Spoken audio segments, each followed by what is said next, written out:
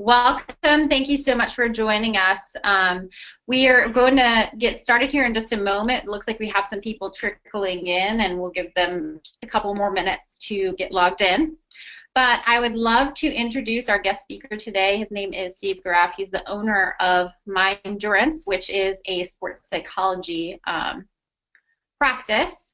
And he is going to talk with you today a little bit about how he got started, what led him into the sports psychology path, and also how he has used telehealth to free up his schedule and create the lifestyle that he wants, which is certainly one of the main and most important uses for telehealth, in addition to improving patient outcomes. So as we get going here, feel free to chat in questions into the chat box on the right-hand side of your screen in the GoToWebinar control panel. You should see a box that you can chat in your questions. I am happy to kind of keep us on track and let you know, Steve, when people have questions for you, so you don't have to worry about looking at that. And we will also be following up this presentation with a copy of the actual recording in case you want to review back to it later. And we'll also be sending out mine and Steve's information in case you have questions for either of us. So without further ado, Steve, go ahead and take it away. Awesome. Well, thank you very much, Abby, for having me today, and We Counsel for having me. I'm excited to be able to present some of my knowledge and passion for what I've been doing, a little bit about my background, and just I think a lot of good stuff that hopefully the folks that are attending can get something out of, or at least be able to expand the mind a little bit about what might potentially be possible for their own practice if they're already pursuing that, or to maybe motivate you all a little bit to get that going, right? Because there's no better time than now. So when thinking about kind of how to title this particular presentation, obviously my background is in sports psychology, which I will discuss here in a bit, and I've incorporated telehealth into my particular private practice. But the little catchphrase there, the living the lifestyle, I think is really particularly important and something that I'm going to address intermittently throughout the talk, because I know for me that's been something that's been very important for me to cultivate in my practice, and so I think others can do that as well. So considering the type of practice that you want and the type of lifestyle that you ultimately want to have. But first and foremost, I am actually a psychologist. I didn't just stay at a Holiday Inn Express last night. I got my bachelor's degree from the University of the Ohio State University, and got my master's and PhD at the University of Akron. As Abby said, I'm the founder and the owner, of course. It usually goes hand in hand, the founder and owner of My Endurance, which is the telehealth private practice. But as you can see, I'm also part-time at the Ohio State University, where I'm a sports psychologist for the athletics department and work in OSU sports medicine in particular.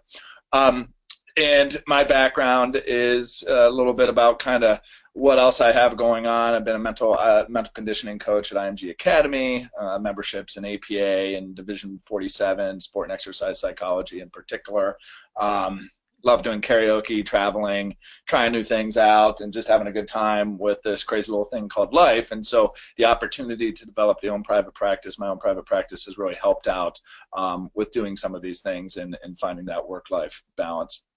But to begin, I want to kind of give people some insight into where I've kind of come from, what got me interested in psychology in particular, and then eventually into sports psychology more specifically.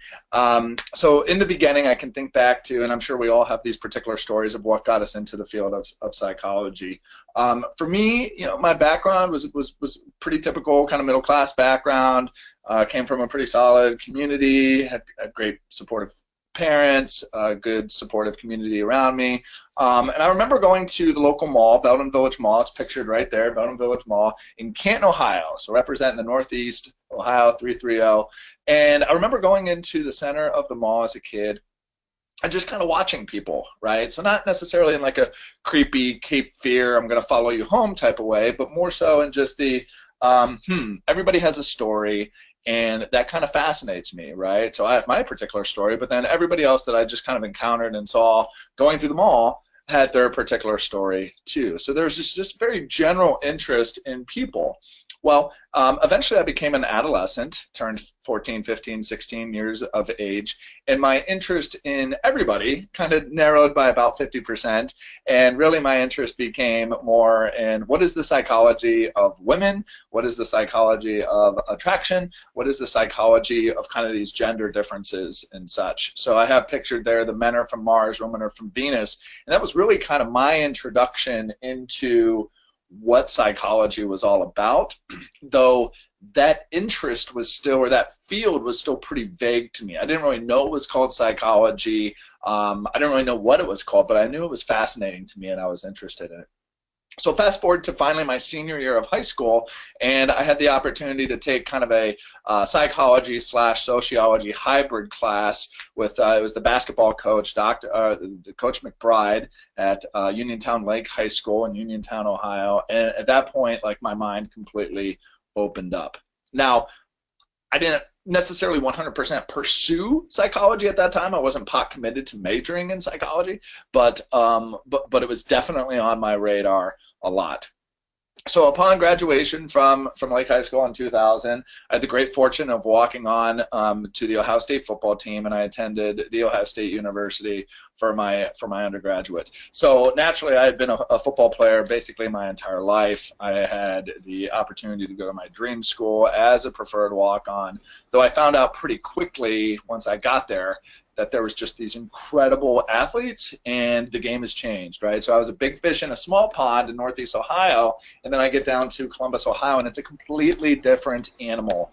So I found out pretty quickly that my role was going to basically be keep the team GPA up and pretend to be the other team's defense that we were playing that week. However, if there's any real big Buckeye fans that are out there and you've memorized every single roster from 1995 or something, you might recognize the name because I played 2 plays when we were up about 45 points against Kent State in 2003. So I'm officially in the books, and your boy Steve got himself a national championship ring as well. So I was in the right place at the right time and really had a great experience. But at the end of that 4 years, I recognized, you know what, I'm not going to go on to the next level. I barely made it to this one, so I better focus on something else. So enter in psychology. So I really began pursuing this in a more specific, deliberate type of manner, doing the traditional undergraduate psychology route, knowing that I didn't want to necessarily be a barista or work at Barnes & Noble, and nothing against that, but I knew I wanted to do big things with psychology. So I decided to pursue my master's and PhD. Happened to get into the University of Akron, which was more of a generalist counseling psychology foundational program. And people always ask me, well, were you interested in sports psychology at that time? And to be quite honest, I wasn't. At the end of that 4 years, I was pretty burnt out on athletics. I was kind of burnt out on sport. So sports psychology wasn't near on my radar. However, what I found was that with every kind of assignment that I had to do, I kept applying it to the athlete experience. So even though I guess you could say I was out of athletics, right? The boy was out of the athletics. You couldn't take the athletics out of the boy. So at some point I couldn't deny it anymore. I had to pursue this field of sports psychology. So while at the University of Akron, I started carving my own pathway into how can I get this expertise and start developing that a bit. So that was the plan, and I started doing that through practicum experiences, some curriculum electives, and my pre-doctoral internship at Ball State. I was able to cut my teeth a little bit more in the world of sports psychology, so that really cultivated and developed until the very point of now, as of December of 2013, I've been working at the Ohio State University, initially in a full-time capacity, now in a part-time capacity, which I'll speak to a little bit later. But as the title suggests, I want to be able to provide folks a little bit of an understanding about what sports psychology is all about, in addition to my practice in telehealth, because I think it's a newer, kind of up-and-coming, it's been around a while, but now it's starting to get a little bit more sexy for a lot of different organizations, both sport and in business. High school athletes are starting to understand the importance of the mental aspect of sport. Certainly colleges are starting to hire on sports psychologists full-time to address their student-athlete needs. And then at the professional level, certainly they're beginning to use, and I think without reservation, most professional sports teams at this point at least contract with or hire full-time some type of sport and performance psychologist. So what exactly is sport psychology? Sport psychology is concerned with the psychological factors that influence performance. And if you think about it, talk about applicability, we all perform, don't we? So I'm performing right now, we perform as psychologists daily, and if you're literally in a sport or performing art type of endeavor, then 100% you perform.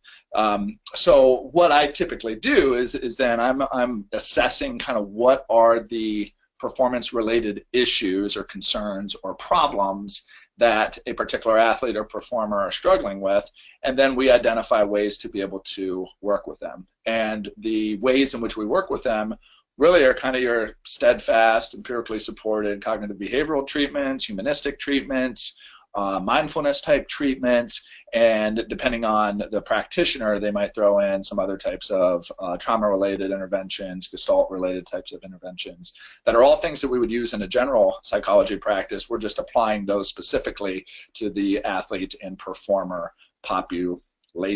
So what are some of the concerns that we might talk about? Well, if you think about sports psychology as an umbrella term, really those consist of two different things. We have the common clinical concerns and we have the common performance concerns. So what I really love bringing up to people, and this is kind of my pedestal and soapbox that I talk about a lot, is just because these athletes are big, strong, fast, nimble, incredibly talented, that doesn't mean that life can't throw them some shit sometimes. And in fact, much like with all of us, right, life can pull the rug out from underneath us, but they don't have to be Superman, they don't have to be Wonder Woman and deny themselves that reality that sometimes things can happen to them. In many, many ways, sport is absolutely a protective factor. You have a very strong sense of community, a very strong sense of athletic identity, which can build confidence. Obviously, there's a ton of exercise that's going on if you're an athlete. So there's a significant amount of protective factors of being an athlete. However, in addition to that, there's also very unique pressures that are associated and very unique stressors and demands that are associated with being an athlete, not only at the high school level, but also at the collegiate level, certainly at a big Division I program such as Ohio State, and then obviously at the professional level when your actual income and career is based on your performance as an athlete. So a lot of unique challenges there. So this niche of being a sports psychologist can really address those because we understand the language, we understand the culture, we understand the types of things that an athlete might go through and experience that might be different from just the day-to-day general population. In addition to the clinical piece, though not mutually exclusive necessarily, are the performance-related concerns. So if we think about any performance, certainly an athletic performance, there is a physical component, so you might have to be big, strong, fast, physical. There is a technical component, so though physically I have the physical makeup to be able to play golf, if my technique sucks, I'm not going to be a very good golfer. So there's that technical piece. There is the tactical piece, so the strategy associated with the performance. So again, as a golfer, I'm not going to take my putter off of the driving box, right, or the tee box. Like that's not going to make a whole lot of sense. So there's proper strategy of how you go about doing things. There's a social component, right? So how well do I get along with my coach? How well do I get along with my teammates? And then finally, there's a mental component. And when we talk about the mental component, what we're really referring to is, I like to call them the 3 C's. These are the major 3 C's, but there's a lot of other things, as you can see there. And our major 3 C's are confidence, composure, and concentration. So do you feel good about what you're doing? Are you able to focus on the things that you need to focus on when you need to focus on them? And are you able to calm yourself down when you're feeling a little bit anxious? Or are you able to pump yourself up when you're feeling a little bit unmotivated? Both of which are important. And the cool thing, as a sports psychologist, there are interventions that we can apply to build and develop and then maintain those particular performance elements, those mental performance elements. Coaches don't always do a great job of that. They might say, come on, boy, if you could just relax, or oh, if you could just focus, focus, focus, but they don't ever provide any strategies of how to be able to actually make that happen. And not to their fault, right? They're worried about the X's and O's and teaching technique and those types of things, but we fall by the wayside a lot from missing out on the boat of the mental aspect. So that's a little bit about what sports psychology kind of is. It is very much, I kind of view it as a multicultural aspect of psychology in the fact that athletes and performers really do possess their own culture. Dancers, ballet dancers, football players, basketball players, right, rowers, soccer players, like they all have this kind of culture that it really becomes important to know the language, know the unique pressures and demands that are associated, which really requires a more specialized kind of niche. I think a generalist can get there, but it can also be beneficial to have a bit of a referral base or an additional resource to consult with if you're working with an athlete and their athletic self is a pertinent part of the therapy process. So that's my little soapbox there about what sports psychology is, how it can be helpful. So certainly a cool up-and-coming field that I think can also very much be applied to business psychology as well as the everyday performer, right? So the single mom or the parents or the employee or the middle manager that's trying to figure out how to perform their very best. So that's the sports psychology piece. Then people often wonder, after they've asked me what it is that I do, they're often curious about how it is that I got there. And so this little graphic here kind of speaks to that. So as I mentioned, I started at Ohio State in December of 2013. Prior to that, after I'd finished my dissertation, I was basically doing anything that I could do to get a 1099. So anything I could do to just make a little bit of cash and have some deposits for once instead of withdrawals from my bank account. And so that included teaching as an adjunct at Kent State University, University of Akron, Brown Mackie, Walsh University, and eventually I landed at Altman Hospital, had a very small college of nursing where I became a full-time psychology instructor and then also oversaw the development of online education. And then after being there about a year and a half, they actually promoted me to dean, believe it or not, as like a 28-year-old, dean of general education. And basically I was young and stupid and I said yes to that job, but obviously a tremendous resume builder. But subsequently, at that time, I was also at a private practice in Canton, Ohio, Barbara Fordyce and Associates, just a rock star group of people up there. Came down to Ohio State in 2013 full time. It was my dream job, right? Great opportunity. This is incredible. And the way it was set up, and it's still set up this way, though I'm not now that I'm part-time, it's not set up this way for me, but my coworkers, is 50% of the time is going to be devoted to working with the OSU student athletes. Okay, whenever they need something, you're essentially there for them. The other 50% of the time is devoted to working with the community clients. So community clients, athlete or non-athlete, insurance paying, just individuals that are in the central Ohio community that want some psychotherapy and counseling. So the longer that I was kind of in this, I started to realize that something interesting might happen here. The OSU student population isn't going anywhere. There are always going to be 1,000+ student athletes that may potentially need psychotherapy. In addition, the longer that I'm going to be at Ohio State, the more community patients that I was going to eventually take on.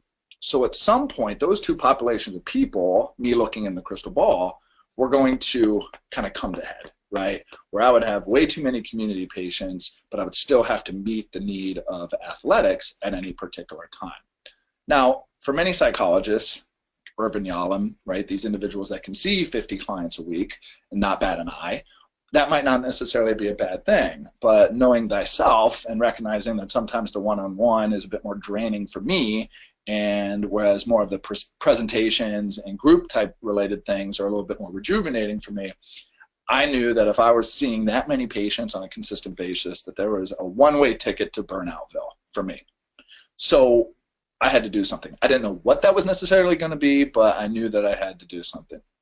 Well, simultaneously, I had begun reading a book called The 4-Hour Workweek by Tim Ferriss, which kind of opened a door, right? You know those situations, I think what we as psychologists bring to the table is we help clients open a door. Well, this book helped open the door for me on that there can be a different way of approaching my life as a psychologist. And basically, how can I, one, potentially work remotely, and two, be able to work less, perhaps create some additional revenue without having to work more, to help me be able to live the lifestyle or cultivate the lifestyle that I want.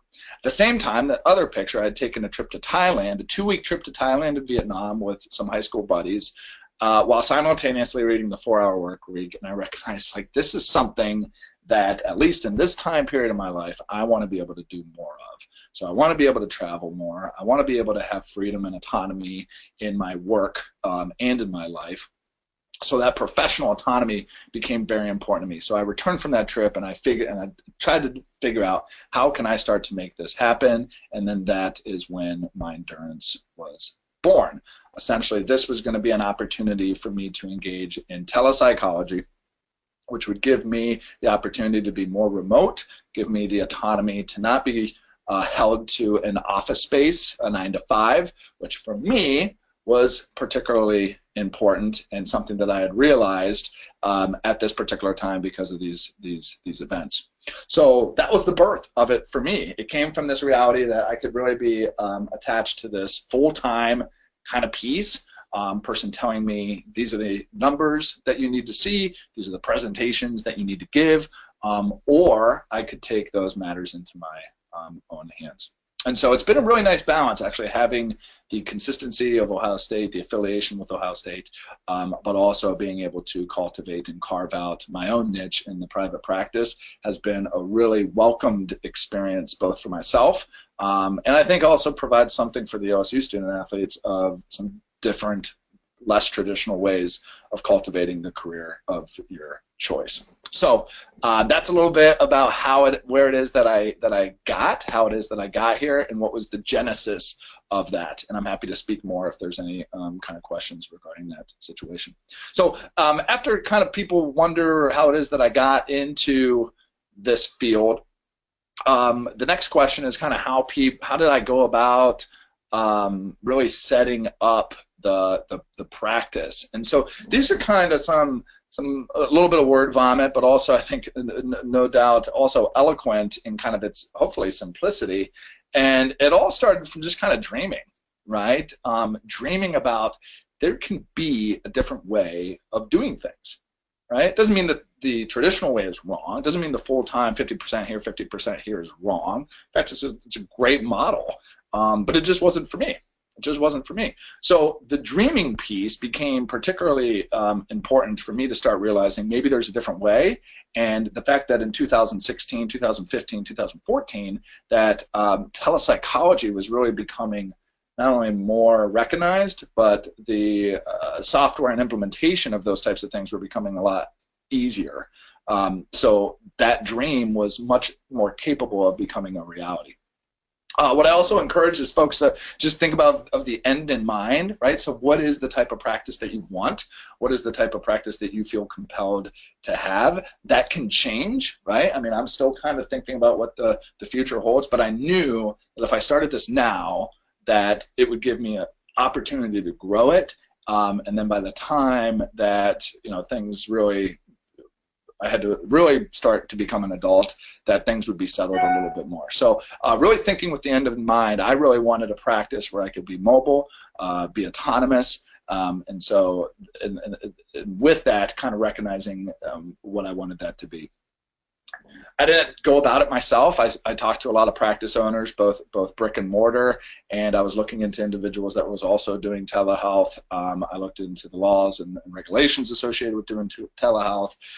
So utilizing resources, practice consultants that are out there. I know Joe Sanook did a presentation, and even just reading some of his daily blog type things were very helpful for me. So just utilizing the resources that are out there. You don't have to do it alone. I think as psychologists, we're really great at setting up resources for other people, but we don't always take advantage of them ourselves. So I find that particularly important to do.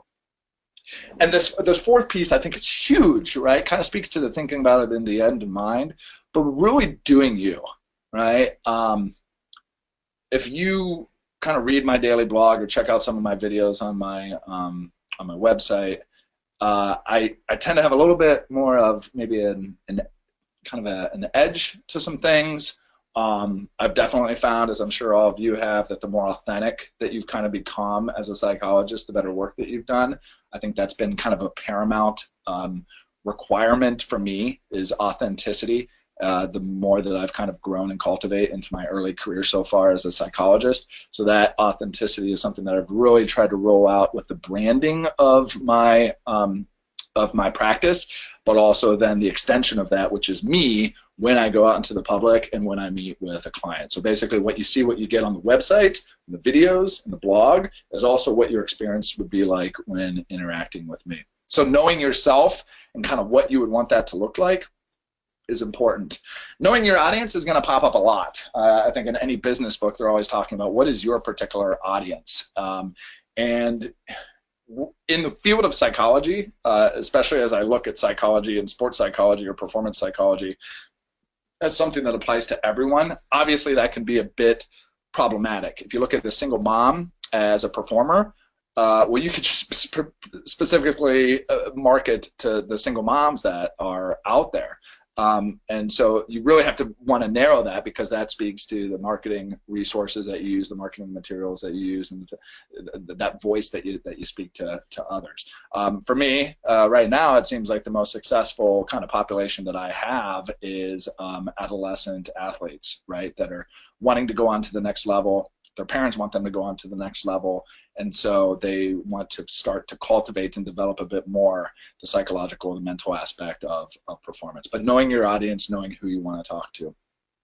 And then a website is huge, right? I see too many websites that are kind of falling through the cracks or not doing a good enough job of showing the awesome, kick-ass, rock star type of professional that you are.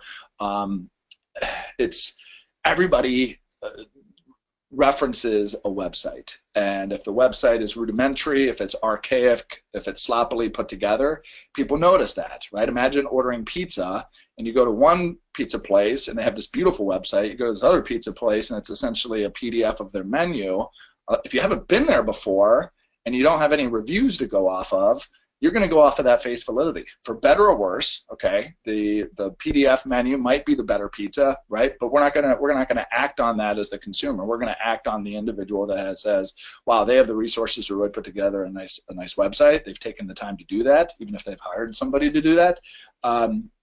That's important. And so if your website you feel is falling short, doesn't have the requisite information, and really doesn't speak to the type of professional that you are, I feel like we're missing the boat a bit on that. So a website was something I was very deliberate about creating and hiring out somebody to work through some of the making it mobile friendly and such, and I worked with Brighter Vision to do that, and they did an awesome job. And then the telehealth software. So really making a deliberate, I kind of practiced with a lot of different systems before I chose and actively chose WeCounsel. I loved the functionality of WeCounsel, and that telehealth software is very important based on what type of functionality you want. A lot of professionals out there are using Skype, will use FaceTime, and that's fine. I just think that additional layer of HIPAA compliance is helpful for the consumer, especially consumers that are in the know. Not all of them will be. Not all of them have done their research. Not everyone even knows what HIPAA compliance is. But for those that do, that can be a real big game changer. And in addition to that, I think the functionalities of note-taking, the calendar, and being able to send messages is super awesome within WeCounsel. So that was the one that I chose, but I think that's also super important when setting up the practice. The nice thing about these practices is there's really not a ton of overhead. So the brick and mortar cost that you're saving is really huge, right? You don't have to do shared office space for $600, $700 a month. If you're working from home, right, part of that can even be a tax write-off. So the benefits associated with this can be incredible when you think about your general lifestyle. So those are just a little bit of, just some tidbits, I guess, about setting up the practice that I'm happy to speak more about if folks have any questions there. Now, another question that kind of came up from Abby when we were setting this up is what my workflow kind of looks like.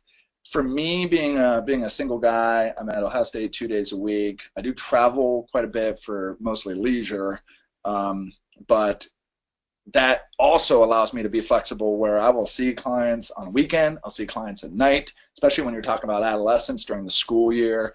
Usually later afternoons, evenings are better for them. So what's kind of neat is when you kind of integrate your work and life into just this free-flowing type of thing, I might see one client on a Sunday afternoon, I might see a client on a Wednesday because it's just something that I implement and integrate into just my daily living. But what does that ultimately look like? The logistics here kind of speak to what that from start to finish process looks like. So first off, there's an email exchange or occasionally a phone exchange. That email exchange is going to come from a referral base typically, right? So I have some physicians that refer a lot of times to me. Some folks will find my name and website from Psychology Today, which I've chosen to spend a monthly fee on that as part of advertising. Word of mouth, right? So somebody had worked with somebody, I'd worked with somebody before, and they've come through. So that email exchange is typically the first interaction that they have with me, and I spell out what my rate is, my fee is, as well as kind of the nature of my sessions being online. And then I also tell them that I do not take insurance, which sometimes I lose clients because of that. But that's a choice that I've made. The screening of clients, the nice thing about being a sports psychologist is typically that does it. Most of the clients that reach out to me are the worried well. They do not have severe pathology or severe kind of self-harm things that are going on because they're psychologically healthy enough to engage in some performance element in their life. So because of that, usually I don't have a difficult time screening through clients of whether they're appropriate for online telepsychology or not. And even some of the clients that I get that would categorize themselves or label themselves or identify themselves as depressed usually are still living pretty functional lives, and the online piece is certainly a nice supplement to their care. So screening clients, though, is important. It's something that in the type of psychologist, the sports psychologist, performance psychologist that I am, really hasn't been much of an issue. Once they've expressed some interest in continuing on, I'll send them a registration email and that first session paperwork that discusses obviously some of the limitations associated with online counseling, some of the ethical, legal concerns associated with online counseling, such as if there's any technology issues,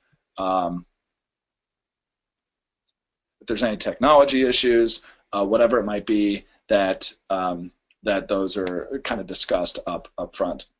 So we set up a meeting time in a day, add that in the calendar, engage in the session. WeCounsel makes all of this super duper simple, and then reschedule after the session. And what's great about WeCounsel too, it's just set up immediately right there in the in the initial registration, and do my notes, and we meet again. So the process of doing this online counseling is super efficient, not only for myself as a psychologist, but for the client as well. They don't have to drive in, they don't have to deal with traffic, they can do the paperwork electronically, it's PDFs, it's sent to me, they send them to me through my messaging and WeCounsel.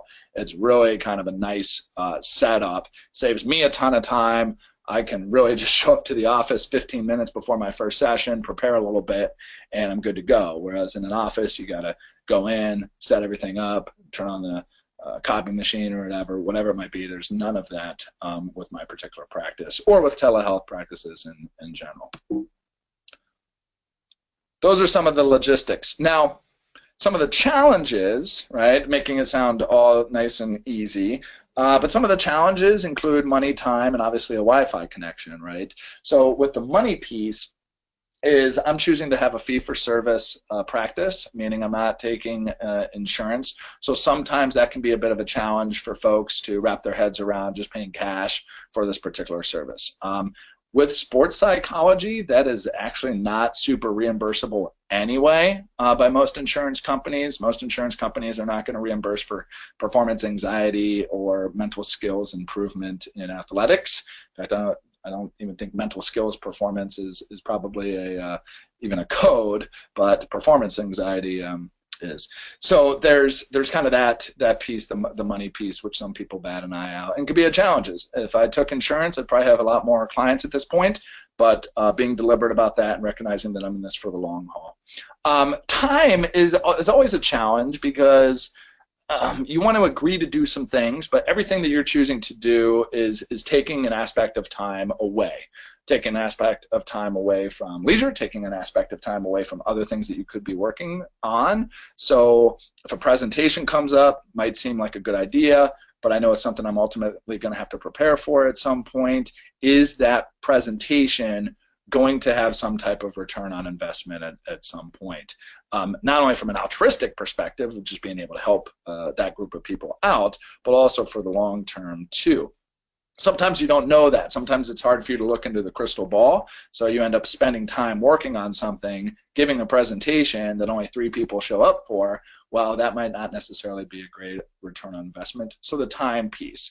And then obviously the Wi-Fi and the technology. For the most part, I've done a lot of traveling around, and the infrastructures these days is very good for Wi-Fi.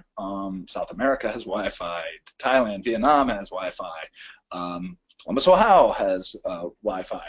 So the technology piece, especially with consistent backups of just an old-fashioned phone call, even in the odd, rare case that WeCounsel isn't working or the webcam isn't working, there's still plenty of ways to engage very effectively. Research continues to support that online counseling is really just as effective as in-person counseling, with just some slight limitations. Just as effectively with a phone call as you can with a face-to-face. But with those challenges come the benefits, and the benefits being not going through insurance gives me the opportunity to charge a rate that I feel comfortable with, and that the individuals that pay that, I know that they're going to pay that, and it becomes a very simple process, and saving on the brick and mortar office costs, electricity costs. When it boils down to it, the benefits of the money are, as long as you don't get too far ahead of yourself with some bells and whistles, you can really keep it a lean startup cost right from the get-go and throughout your entire career as a telehealth psychologist. The time piece, again, though it's also a challenge sometimes, it's also very much a benefit in the fact that I could show up for a session 10 minutes right before it's scheduled. I can run into a coffee shop. I can meet with somebody in my office here. There's really efficiency both on my part as a psychologist, which is what's super exciting about it, but also for the client as well. Some clients, they'll be on their way home from a gymnastics practice, their parents are driving the car, they'll start the session while they're in the passenger seat, right? And maybe we're just warming up, we're just talking about how practice went while the parent's there, and then we'll address things when the client gets home. So that time saving, or if they're running a little bit late, super easy to just deal with that on the fly. So the time efficiency has been incredible. And then having some of those functionalities with the electronic medical record system in WeCounsel has also been incredibly important. And then the final piece, though certainly not last, is the autonomy and freedom that is associated with doing this way. It has been just incredible to be able to be my own boss, to be able to put my foot on the accelerator and on the brake whenever I want. Nobody's watching me wondering what my productivity is. Nobody's watching me thinking about or telling me how many clients I should. JP Morgan Chase, might a little bit, but for the most part, that ability to see clients when I want to, not see clients when I don't want to, has been incredible. Going on vacations, having that extra time and not having to answer or fill out paperwork or those types of things has been an absolute blessing. So some lessons learned from those are also those related to the benefits. So I think starting off, I probably incorporated some things into my practice a little bit too ahead of time. So one, for instance, is GetResponse. GetResponse is a great kind of mass marketing tool that you can use if you're creating newsletters and stuff. It's a great software. I probably got into it a little bit more prematurely because I really haven't been utilizing it, and I'm still spending the monthly fee. Another one is I signed up for an annual contract to GoToWebinar. And again, even though GoToWebinar is an awesome resource, I've had the annual contract now for 6 months, and I've done 3 webinars. So that really doesn't make a ton of sense, but I'm locked into this annual contract because I thought it was something that I was going to use a lot. So do you really need all these bells and whistles to start? You can start off very, very lean and be making money very quickly in telehealth, especially when you don't have to worry about a brick and mortar practice.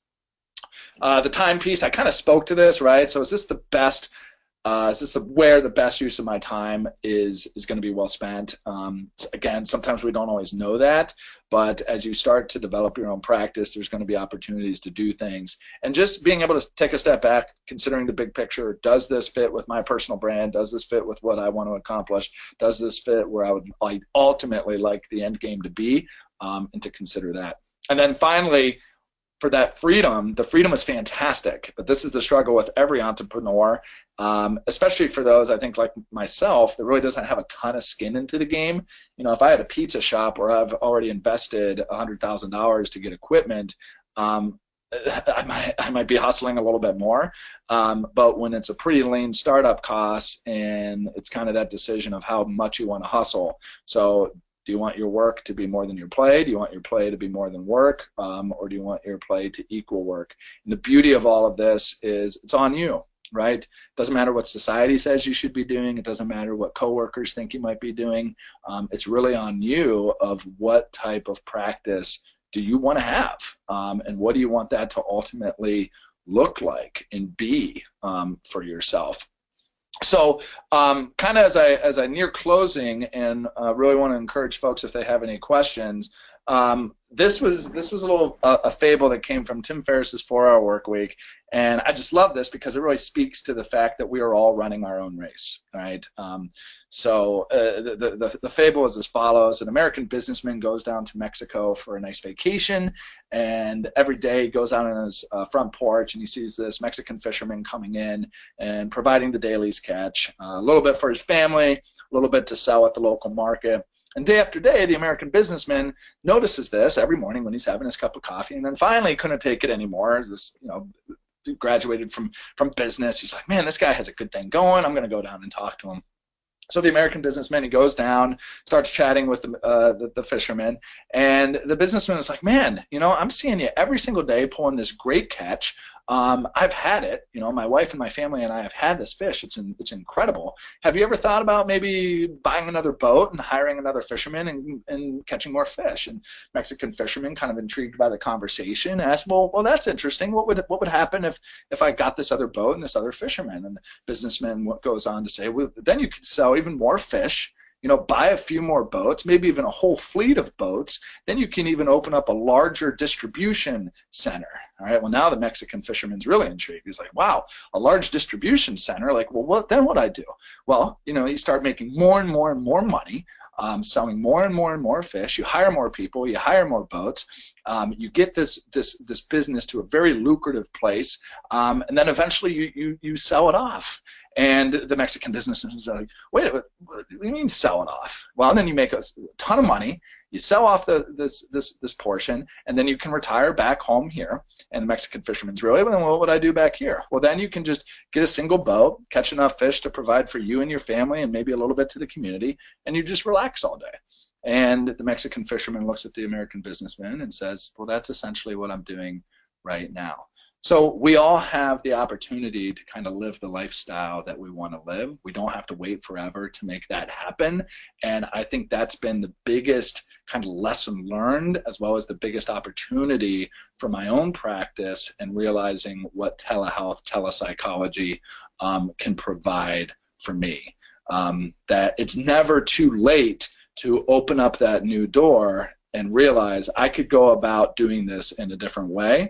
People want to go about doing this counseling thing in a different way. The clients need and want to be going about doing this in a different way. And we're seeing examples of this all over the place.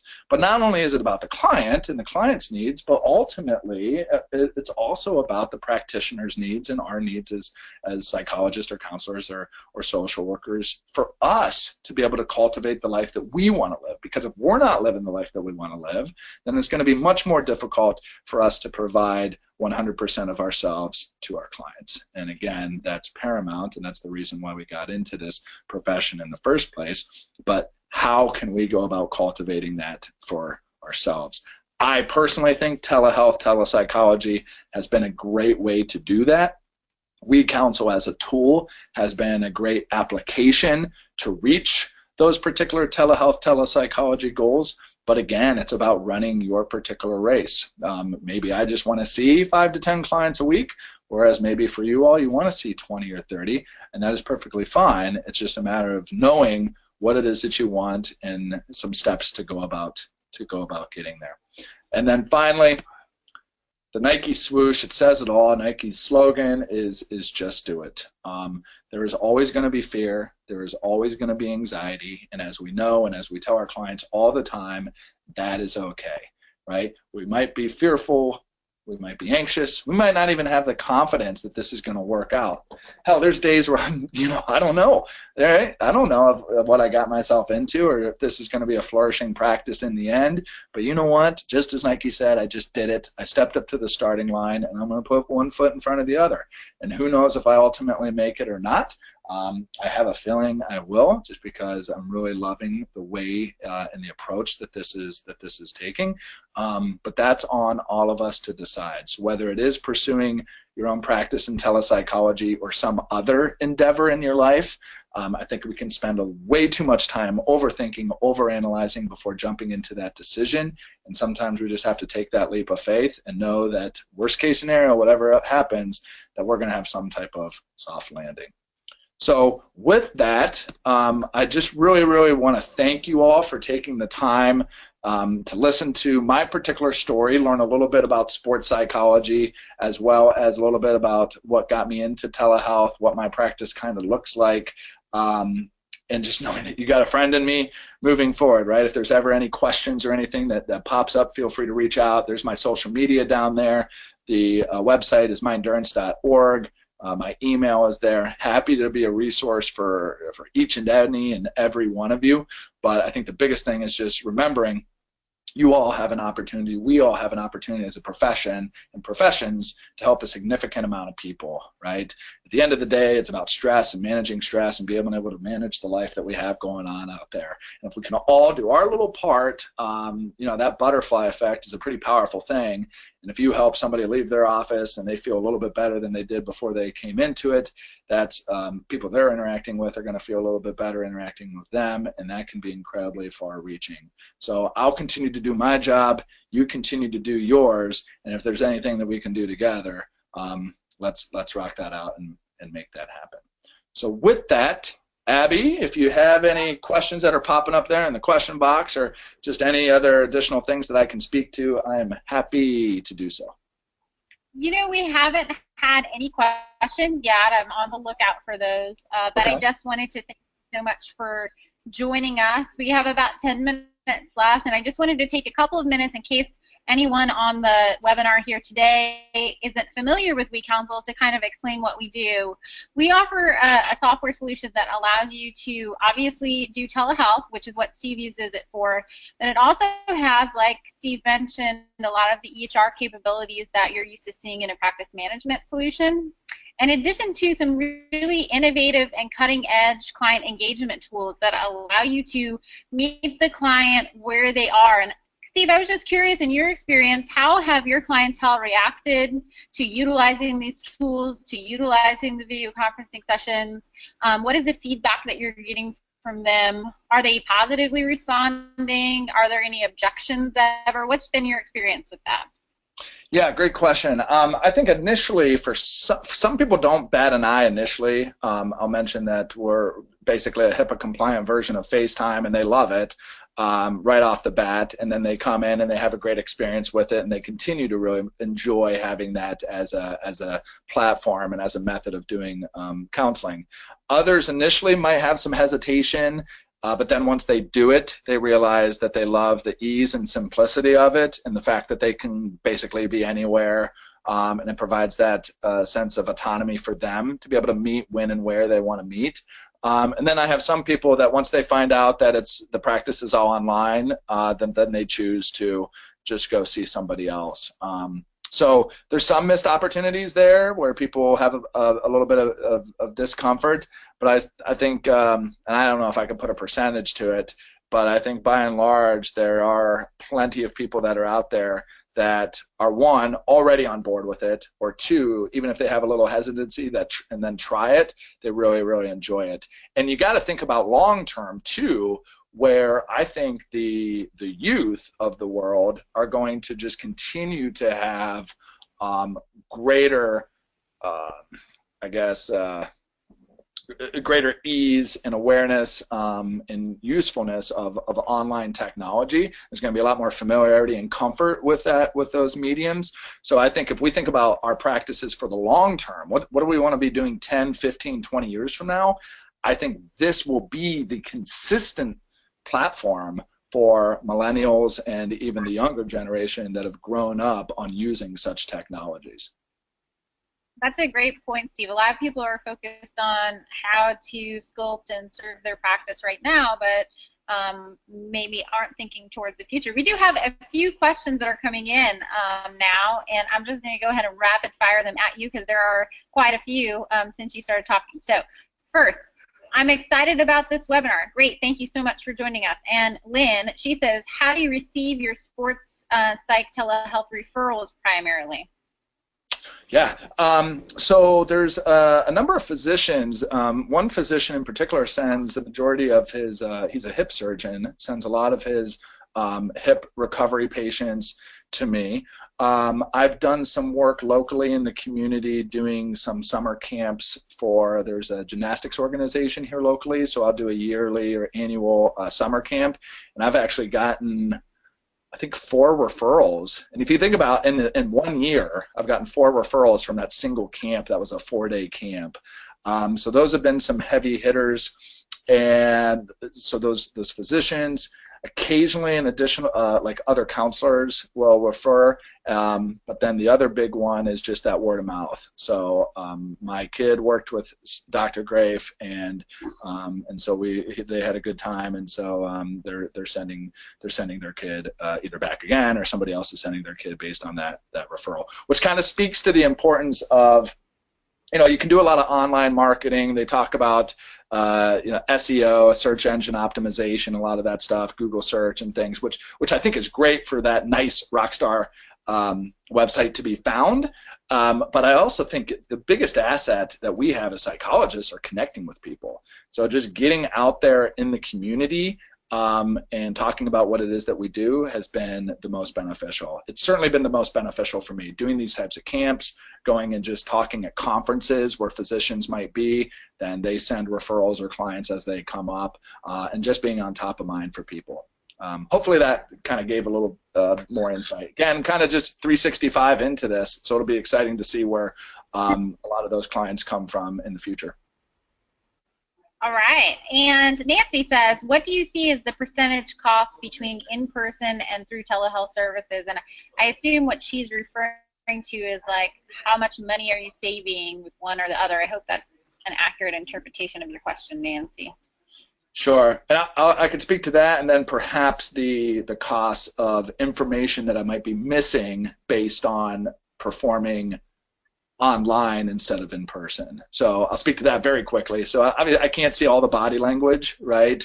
Sometimes if the voice is breaking up a little bit because of technology, that can be a little bit frustrating at times, just kind of piecing those together, but that usually will sort itself out. So body language kind of comes in. You can't notice, especially from Gestalt, if that Fritz Perl's foot shake is really going on or whatever. So that's kind of one cost. I would think the in-person costs of electricity, renting a space, any equipment that you might have in the practice, those types of things are going to cost a significant amount more than what I have going on as an online. And just as kind of a breakdown, I got the stupid annual contract that I need to use more of. Okay, I'll admit that. We're on the trust tree here. I need to use more of those webinars, and I will in the future. But even at that, that's like $600 for an annual fee.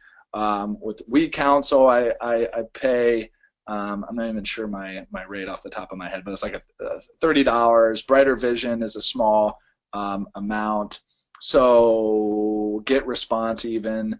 So even my day-to-day operations, and this isn't necessarily including something that we're all going to have, which is malpractice insurance and our annual dues and fees, from just my operation costs of running the online telepsychology, I really think that you could probably be in it for less than $150 a month if you really wanted to be. And you compare that to potentially spending $400 or $600 on a space, buying furniture, X, Y, and Z. The cost savings can really add up.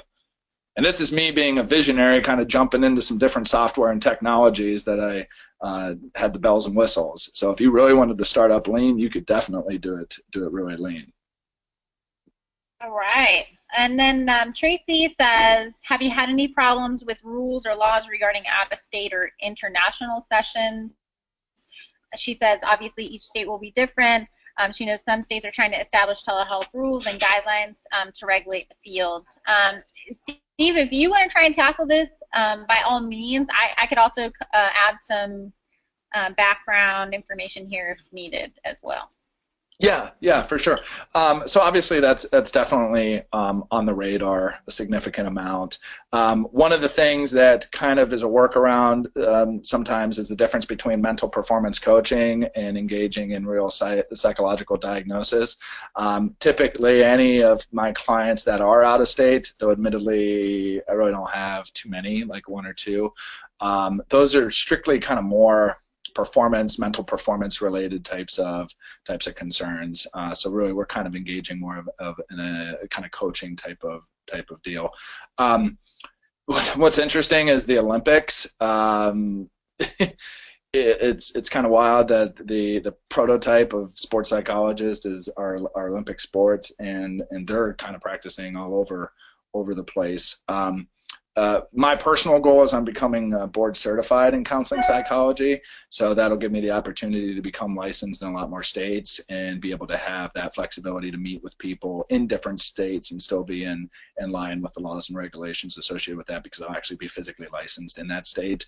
But yeah, I'll be curious to hear kind of Abby's thoughts on that as well.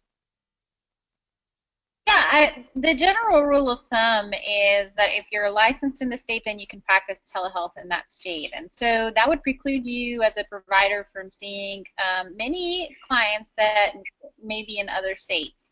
That doesn't mean there aren't avenues for you to pursue. There's an interstate licensure compact, and you can check with your state licensure board to find out whether or not your license type and state participates in this, but it allows you to apply for expedited licensure in another state if you're already licensed in one of the participating states.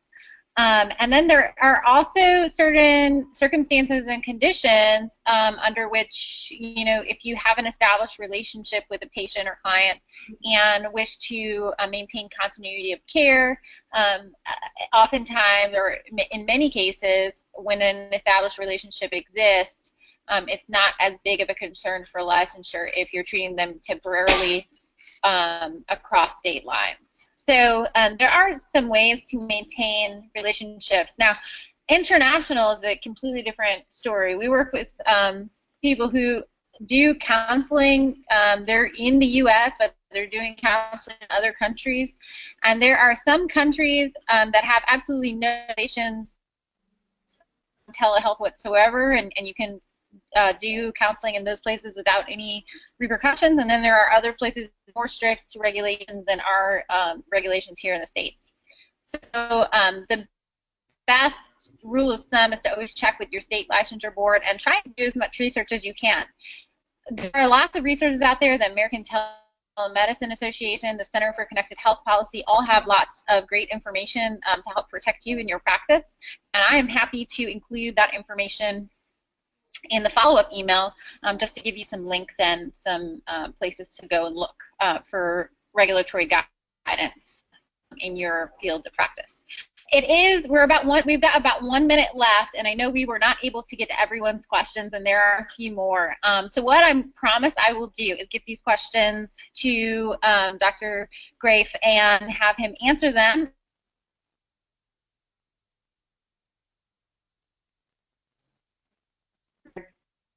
For joining us. This was a and we'd what in the future. We will be following this up with an email, a recording of the webinar so that you can review it and catch all the things you may have missed. And another warm thank you to Steve for joining us and giving this wonderful presentation. I think it was really informative, and we really appreciate your partnership, and thank you so much. Yeah, my pleasure. And again, guys, if you have any questions, feel free to reach out, and keep up the great work. All right, have a good one. Bye. Bye.